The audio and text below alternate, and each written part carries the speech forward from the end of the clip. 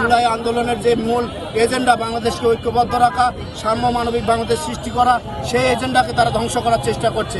আমি মনে করি শুধু বগুড়া জেলা ছাত্র দল নয়, প্রতিটি ছাত্র হৃদয়ে তারা আঘাত করেছে এবং জুলাই যোদ্ধাদের হৃদয়ে আঘাত করেছে। জুলাই যোদ্ধা যারা ছিল তারা এরকম বক্তব্য আশা করে না।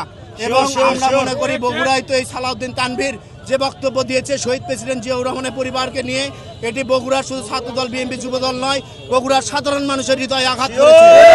আমরা বলতে চাই এই গালাউদ্দিন এই মনে করো তানভীরকে বগুড়ার যেখানে পাবে বগুড়ার জনগণ তাকে প্রতিহত করবে এবং তাকে উচিত শিক্ষা দিয়ে পুলিশের হাতে ধরাই দিবে বলে এবং পাটোয়ারিকে আপনারা ইতিমধ্যেই লক্ষ্য করেছেন, বাংলাদেশে কোথাও তাকে স্পেস দিচ্ছে না।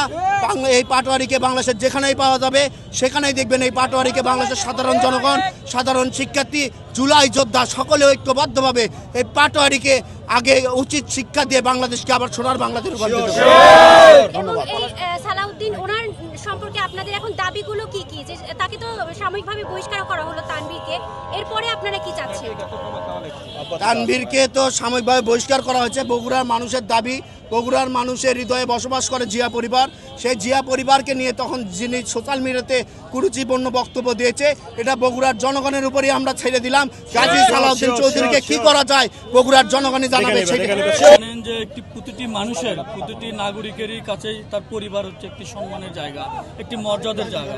সেই পরিবারকে নিয়ে যখন কেউ উদ্দেশ্যপ্রণীতভাবে, পরিকল্পিতভাবে যখন আক্রমণ করে কথা বলে, তখন কিন্তু আমাদের আদর্শের জায়গা থেকে এটি অত্যন্ত কষ্টকর এবং বেদনাদায়ক। আমরা মনে করি তারেক রহমান শুধু একজন বাংলাদেশের প্রধানমন্ত্রী না, তারেক রহমান বাংলাদেশের লক্ষ কোটি তরুণের আদর্শের জায়গা থেকে তিনি একটি আদর্শের জায়গা, তার অনুভূতির জায়গা। আমরা মনে করছি আমাদের অনুভূতিতে আঘাত করা হয়েছে, আমাদের আদর্শের জায়গা থেকে আমাদের অনুভূতিতে আঘাত করা হয়েছে। একজন মানুষের, একজন নেতাকর্মীর, একজন দেশের জনগণের যখন অনুভূতিতে আঘাত লাগে তখন কিন্তু মানুষকে নিয়ন্ত্রণ করা আসলে কঠিন হয়ে যায়। তো আমরা মনে করি যে যেভাবে উদ্দেশ্যপ্রণীতভাবে বাংলাদেশে একটি মহামারী আকার ধারণ করছে একটি রোগ, সেটি হচ্ছে ভাইরাল হওয়ার ইচ্ছা। তো আমরা মনে করছি যে গাজী সালাউদ্দিন নামে যে কুলাঙ্গারটি যে অশোভনীয় মন্তব্য করেছে, এটি উদ্দেশ্য সে হয়তো ভাইরাল হওয়ার ইচ্ছে তার জেগেছে, সে কারণে হয়তো তিনি দেশের সুনামধন্য মানুষদেরকে নিয়ে কটূক্তি করছে, যে তাদেরকে নিয়ে বাজে মন্তব্য করছে। আমরা মনে করি এটি যদি অনন্ত বিলম্বে এটি তাকে গ্রেপ্তার করে দেশের প্রচলিত আইন অনুযায়ী তাকে যদি সাজা নিশ্চিত না করা হয়, তখন কিন্তু আমাদের প্রিয় নেতা জনাব তারেক রহমানের যে শুভাকাঙ্ক্ষী যে নেতাকর্মী রয়েছে সারা বাংলাদেশে, অসংখ্য নেতাকর্মী রয়েছে, তাদেরকে কিন্তু নিয়ন্ত্রণ করা সম্ভব হবে না।